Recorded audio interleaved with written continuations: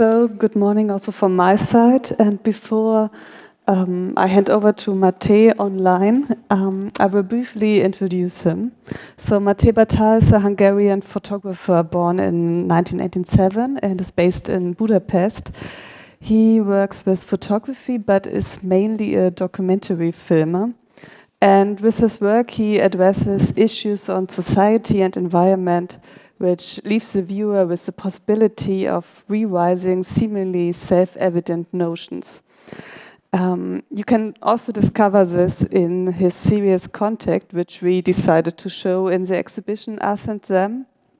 Contact is a series from 2018, which was first shown in Aal at the Rencontre Festival, and where he also received the Louis Roederer award for that. We show his series Contact because I think it's a presumably mostly unknown world for us, namely military summer camps for children and young people in Hungary. And we soon realized that we wanted to show the series in the context of ideologies because it shows in such a striking way the ambivalence between the sense of community and what else lies behind it. So literally an us against them is created there. But I think, Máté will now present the project, show you some images, because not every one of you has maybe seen already the show. And afterwards, you can ask questions, or I will talk with Máté about his work. So, good morning, Máté. Can you hear me? Yes, I can hear you. Okay, we can also hear you. So I will hand over to you now. Thank you. Okay, thanks a lot for the introduction, and thanks a lot for the opportunity to be here. I mean, online at least. I'm very sad that I cannot be there in person, but anyway. So yeah, basically, you said everything about me. I'm living and working in Budapest, and I'm working in the fields of photography and directing documentary film. I wouldn't say that I'm like mainly a filmmaker or a photographer. I'm doing both, usually switching between the two year by year. And in this presentation, I'm going to talk about my series Contact that is exhibited at the Us and Them and how it came to life, reflecting on some aspects of it that may be interesting, how they resonate with the theme. So I'm going to start screen sharing right now. Yes. Could you? Okay. I hope that you see my screen. If not, just please let me know. Okay. So why I chose this first image? I think it's because it carries a lot of the ambiguities of the entire series. Who is this guy? Is he a man at war, or is he a child? Is he being abused at the moment, or is he taken care of? Is he dreaming, or is he dead?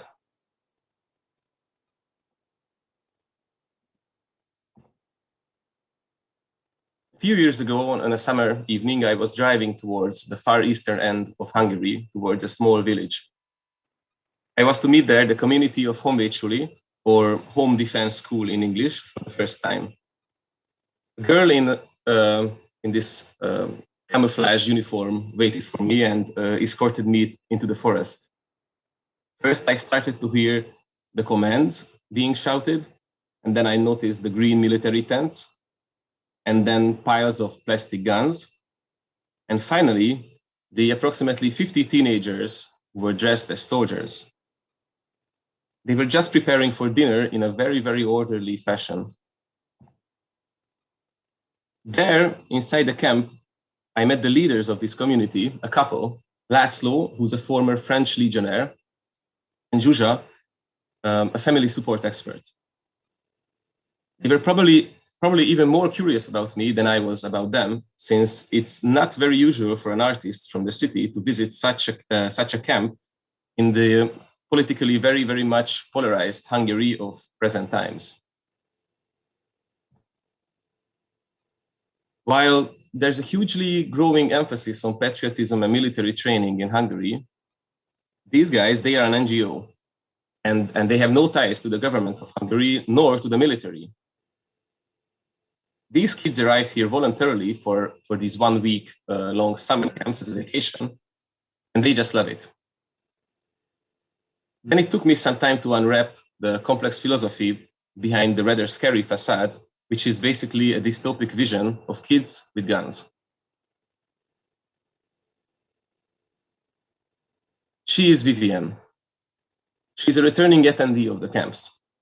She was the protagonist of my graduation movie for my master's course in directing documentary movies. And I was working on these two bodies of work at the same time. And they have really influenced each other in a way that it made me understand them better. Vivienne, after being separated from her alcoholic mother at a very young age, grew up with a long line of foster parents in a typical East European setting. When she turns 18, she decides to take her life in her own hands to change it for the better. My movie, titled Downstream, is partly about how being part of this militaristic youth community gives her the only solid ground on which she'll be able to make decisions about her life. And now, if it's possible, I would please ask you to play that small video clip about the film. And please let me know when it's over.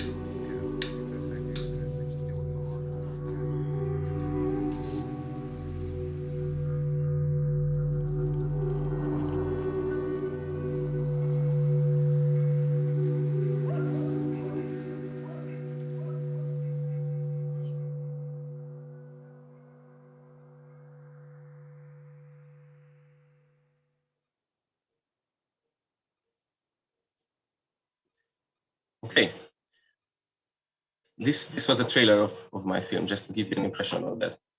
And so as I was working on these two topics, two different bodies of work. This initial feeling of discomfort slowly faded away as I returned over and over to them. Not only because I was treated as their dearest guest or friend, giving me full access to their most private moments, I just kept on asking myself, why did I start to envy them after all? I'm personally an absolute pacifist. I really hate authority. And I'm scared to my bones about even the thought of war. For a year and a half, I've been photographing them and existing with them, following their daily routine. The serious contact is ultimately an imprint of my lamentations about identity versus uniformity and the place of notions such as discipline, patriotism, or violence in one's process of becoming an adult citizen. The leaders of the camp believe that today's youth have lost their way, and since they have no clear guidelines to life, they have no focus, no goal, and they cannot achieve true happiness. But by imposing military discipline on them and having them face a set of hardships within a community, there is a chance to find a way back to appreciating simple things such as warm food, comfortable bed, or a friend. Things that can be easily taken for granted. In these camps, they follow a very strict schedule. They wake up very early to do some training, and then have breakfast divided into teams for serving the food or for cleaning up. There's always a particular way and time to do things, and all is orchestrated by long-time community members who serve as officers, but they are kids themselves. Maybe, I mean, sometimes they are even younger than some of the attendees. But the fact that one day anyone could become an officer surprisingly creates an atmosphere of equality instead of something that would be out of the Lord of the Flies. Of course, where are rules, there must be punishments. First of all, you cannot use your phones. Even sleeping in tents may feel as a punishment to some of these children. And you have to do push-ups if you use bad language or if you litter. But the most important thing is camaraderie.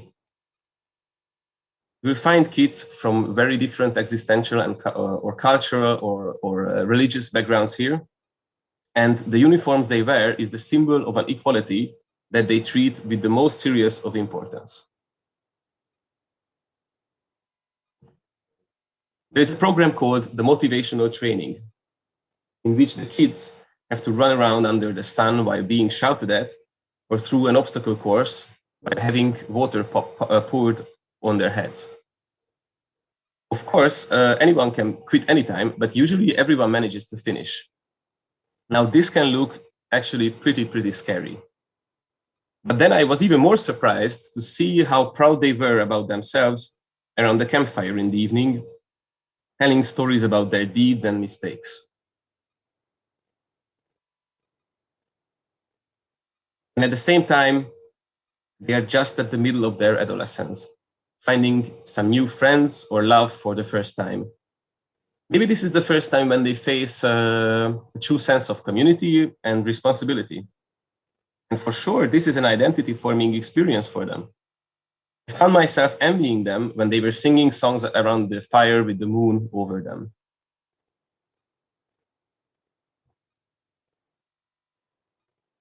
The culmination of the camps is a so-called mission, or missions, in which, using their plastic guns, they fight against each other, divided into two teams. And all this in the surrounding wilderness. They have to chase each other while creating campsites, guarding their fires, finding water, and cooking food.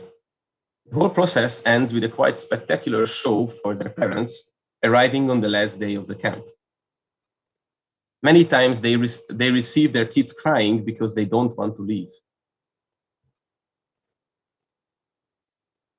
So why do these kids come in the first place? Many of them already have a family background in the military or the police. Some others are fans of computer war games, and they want to try out the real thing.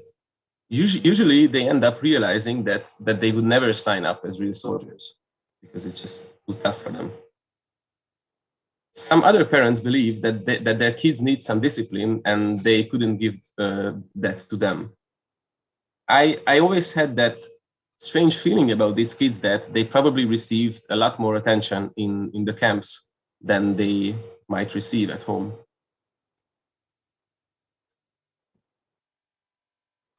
And again, this is Vivian, my protagonist from the movie. She's an example of that group who is the majority of the camp attendees. Those who come from an extremely disadvantaged background, from the smallest and poorest regions of the country. They usually don't have any sort of community or entertainment in their lives. And the fact that they can be a part of something and be proud about it means everything to them.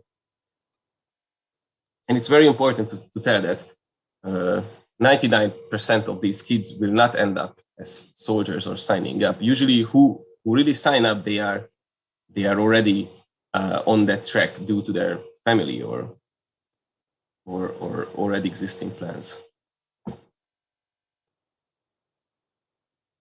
Apart from the summer camps, they host a variety of programs throughout the year, like marching through cities and villages commemorating historical events, or taking care of abandoned military cemeteries.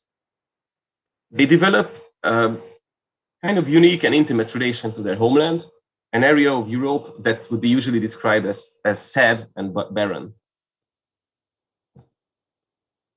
And this is their take on patriotism, to be present in your area and have an emotional relation to it and to its history. Of course, what can be abused will be abused, especially in a very polarized world. But does the potentiality of this means that we should condemn the notion itself? I personally was never able to connect to this kind of patriotic mood or patriotic attachment to my homeland. It's pretty much it's because my upbringing where I had a lot of patriotism around me, and of course I was rebelling against it, and I'm still rebelling against it. But among these kids, there were many times where I felt that it's actually I'm who is missing something.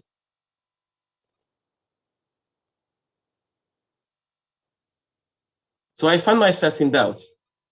I think that the presence of guns and hence the thought of death is at least disturbing in a kids camp. But if I look at it as sort of a role play that doesn't lead anyone of them into the actual military, I can see a set of very relatable values that are worth meditating upon. This is why I decided to tell their story, and probably this is why they laid their trust in me. Sometimes I think that there's a similarity between classic war photography and these images. It is that the people appearing on them take their roles very seriously, and the fact of their representation feels like for them as a validation for their cause. Of course, I had to realize that it's much more complex than that. As a matter of fact, one of the most interesting parts of the project was to walk its ethical tightrope. When I realized that they are really not hiding anything from me, I thought that they have no idea what power an image has.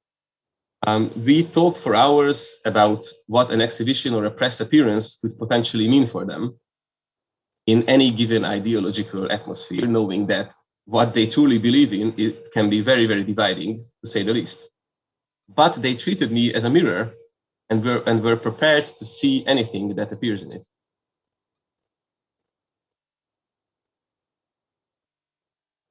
The series had quite a colorful afterlife on a set of very different platforms, sparking some pretty interesting and unexpected conversations. And I think that is my aim with my projects, to observe topics in their ambivalence, providing different new perspectives. And I am very thankful again for the opportunity to being able to exhibit at Ray Festival. And thanks a lot for your attention. I think I will just stop the screen sharing right now. Okay, I come to the stage so you can see me, Máté. Thank you very much for the very interesting insights and your impressions about the camps. And I think we get a very good idea about how these camps work and also how your project works, because it, besides very, for us, shocking photos, there are also very intimate and emotional ones, very personal portraits you worked with.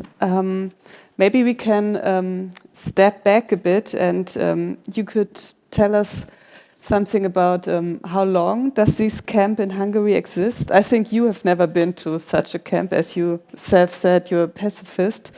But do you think your image about these camps changed after this year of visiting it again and again? Yes. Well, of course, before this, I was never in such a camp, but and right now there are actually many of these camps. Actually, there are more and more of these. It's clearly thanks to the changing of the political atmosphere. Kind of focusing on military and focusing on patriotism is a big trend right now in Hungary, but I think in other parts of the world as well. One of the interesting things is that when I was thinking about this element of role play in it, it's because there are some other camps in Hungary that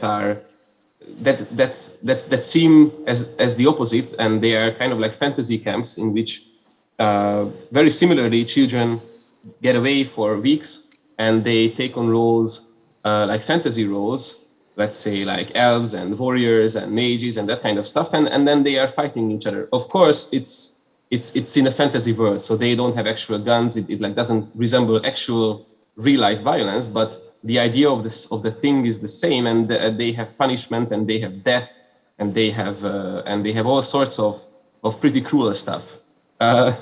Sometimes even more cruel than anything I have seen in these military camps, because what they have instead is a very kind of strict set of rules. So how my opinion changed about it? Actually, so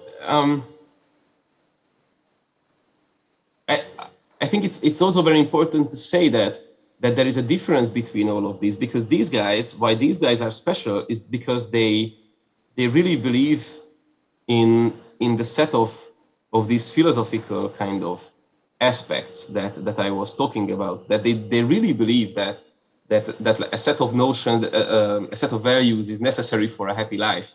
And they are not motivated politically, even though, of course, they are probably like within their four walls, they are like 90% or 80% of them, they are like right-wing conservatives, but they are not motivated inside the camps from a political standpoint, but much rather a philosophical standpoint. That makes them very different than let's say the governmental military camps.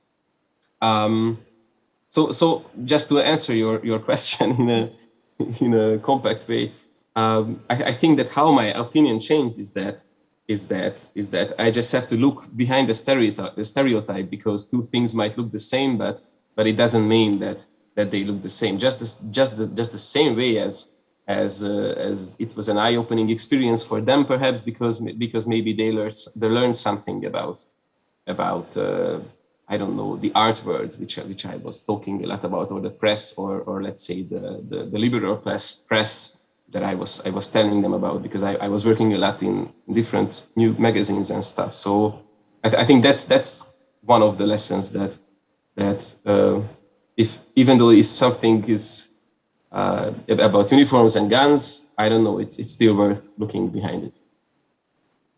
Okay, thank you. So yeah, maybe this is also your approach to photography and to documentary film, like working with the subject, not knowing what you will see there or what you can expect there, being like open-minded for stuff you will experience there. And how did the children and youth, the teenagers, react on you? So I think it's kind of strange for young people acting in these uniforms and having like this, doing this military training, and then there is a guy with a camera. Was it easy for them to open up? Just to reflect very briefly on your first thought, how I develop a project. I think it's very similar in photography and in documentary film, and that's really a dividing line between let's say a fiction film or a documentary film, is that you have an idea, you have something that interests you in a topic or in a subject, but then you really have to keep on asking these questions from yourself, that what are your feelings, what changes in these feelings, what is the core of the story, what's that like one guiding sentence behind the story, and that can change a lot. So at the first time I was really looking for this kind of hard, scary story about kids with guns, and like it like really it really changed for me, or at least it became more complex than that.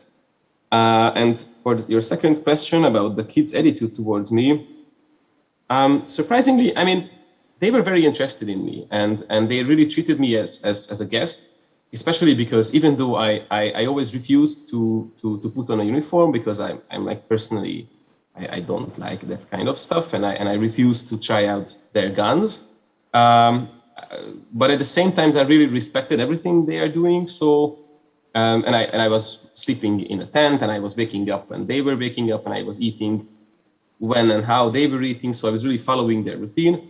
I think there was a mutual respect from the first time, and there was a funny analogy between my camera and their guns, because both of them are like these black objects that need some kind of an operation and need to be pointed at another person, pretty much.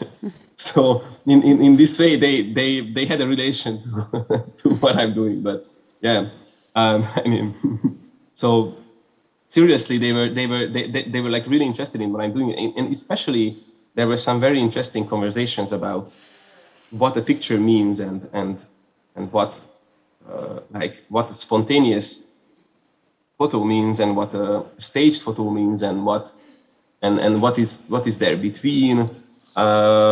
We had such time. I mean, so like we had a lot of time together, and there was a lot of time to talk about really like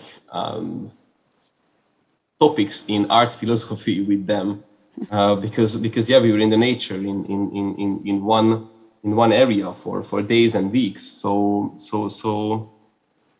yeah, there was a big mutual interest, and there was a big acceptance, because I was also very interested in them, and I think yeah, they really treated me as one of their community, and even now, I mean, after this whole project was finished, they decided that they said that it was a really eye-opening experience for them, but from then on they didn't accept anyone to kind of get into their ranks, because after this project was finished, it was all around the Hungarian press, and like everyone wanted to go there, and like every news person wanted to go there to make a short video or make some kind of a reportage from many kinds of magazines, from many sites, and they said that now they only had one photographer, and that was me, and no one else from this point, and which was a kind of I don't know, an honoring feeling, I guess. Yeah, okay, I have two questions actually. One is like you said you were talking with them about how making photos, about staging photos and so. How many photos were staged, or were you just like observing them and filming them spontaneously? And my second question is about the press reaction, or about the whole reaction in Hungary, and how it differs from the reaction of the European audience, like for example in France. Excuse me. So about staging and not staging. I think that there is a very thin line, and well, you know, this is the first thing that we were taught in when I was studying directing documentary movies. That was the first sentence I heard, that like there is no objective reality, there is no objective truth, and I really believe that, because if you turn on your camera or whatever equipment, and you start to frame reality, you're already changing it. But you don't even need a camera for that. If the way you look at things, or you decide not to look at things, it's already kind of framing it in your own way, and kind of shaping it in your own way. So in my point of view, reality is just like a big soup of different subjective visions. But without going too far with this thing, how I work in photography and in film is that I like to observe what I'm working on, and then and of course, if I'm able to kind of capture stuff while I'm observing, then I'm doing it, and then if I feel that there is something I had the opportunity to observe but couldn't manage to capture it perfectly, then I try to stage it. And there is a spectrum in this. I mean, it happens that I saw something, or I saw, let's say, this motivational training. I was there, but I just wasn't prepared for it. I didn't know where to stand. I didn't know the right viewpoints and that kind of stuff. So I was shooting it on the next week. Or I just realized that I wanted to do some portraits in the night. So on the next week or some weeks later, I arrived back from the city with some lights to do the same thing. But ultimately, I think it's very important to kind of keep the essence of what I'm documenting. And I think that the viewer can really sense it. So I think that if in a material that something is overdone or something is kind of fakish, then the viewer will really sense it. That's for the first thing. And for the second thing about the press reaction and the different press reactions for the material, this is a very interesting, a very complex topic. So I try to sum it up. I would say that's surprising, and there were many like surprising opinions came from surprising angles, because of course I was prepared that at least in Hungary, I have to say that the media is very much divided. I wouldn't be able to name. I mean, of course, all of the media say that they are objective, but they are either kind of like supporting the views of the government side, or either they are supporting everyone else, basically. I would say the opposition, but it doesn't really mean a political standpoint. It means that they are like kind of liberal, opposed to the very conservative way how the first category works. And I expected that one side will kind of praise this kind of stuff and will say that, okay, look how great this patriotic community is, and the other side will be like, oh, look how terrible! It's children, it's kids with guns. It's horrific. It's awful. But actually, I just saw that most of the people really got the message that it's not about this. It's not about this or that. It's about kind of a mixture. It's that it's not evident, and a lot of people could connect to this notion that they were refusing the kind of a patriotic feeling just because it's being abused by a political side, but they are still missing it in their lives, and that's kind of a notion that a lot of people could connect to. I mean, why couldn't I kind of sing folk songs around the campfire? Why is it only for the very right wing kind of people in current Hungary? And that was for a lot of other people it resonated with memories from, let's say, being a scout or that kind of stuff. And of course there were a lot of voices that I can agree with that thought that the whole idea or the whole philosophy behind it is interesting and is very actual about today's youth. But obviously you don't necessarily need the guns, and you don't need the military uniforms, and you don't need the military context to kind of show kids the value of nature. So the feedbacks were very detailed and very complex and very smart. I think it was every discussion about it was very kind of intelligent. And in France it was similar, with the difference that for them this whole story was kind of like an export, like a cultural export, since the leader of, like the founder of the camp was serving in the French Legion. So they had another layer of interpretation for the thing that, well, this is how something that's French is like arrives to Hungary. But similarly, when it was exhibited in Arles, there were, like, as the people were gathering around the images, there were some very interesting discussions between people who I just overheard sometimes, with some very different ideological backgrounds, and they had very interesting and kind of fruitful discussions over the material. Okay, interesting to hear. I'm sorry we're running out of time. actually. But thank you very much. Maybe, maybe there's a question from the audience. You can't see the audience, but there are questions. Do we have a microphone? Yeah, we have. Just a second.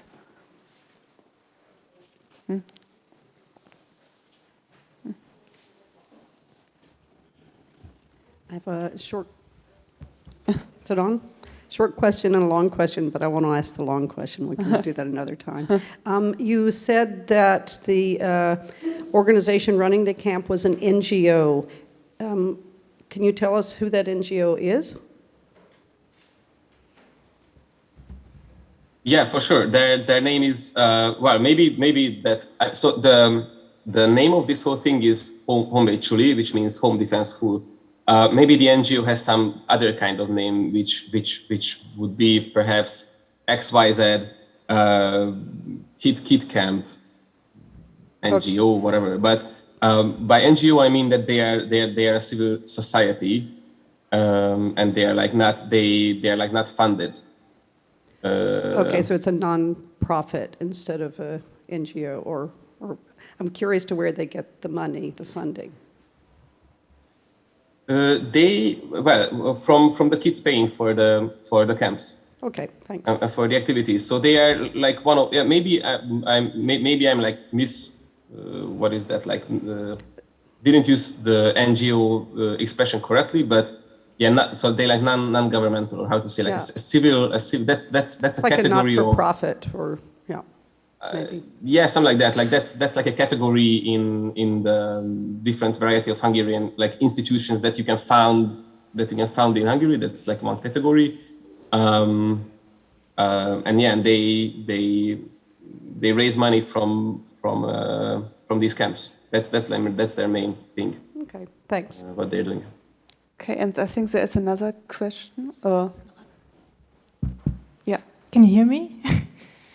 Yes. I was wondering about the relationship with the outside world during their time there, because from your images I got the picture that it's quite archaic and maybe old-fashioned, and I'm aware that I'm speaking with my German background, but I was wondering if they're like really closed up without any impressions and impulses from like normal life, from the rest of society, or can you tell a little bit about their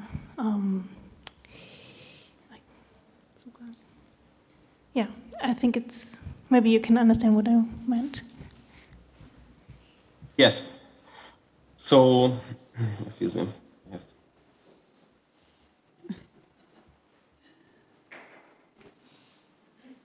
Okay. So,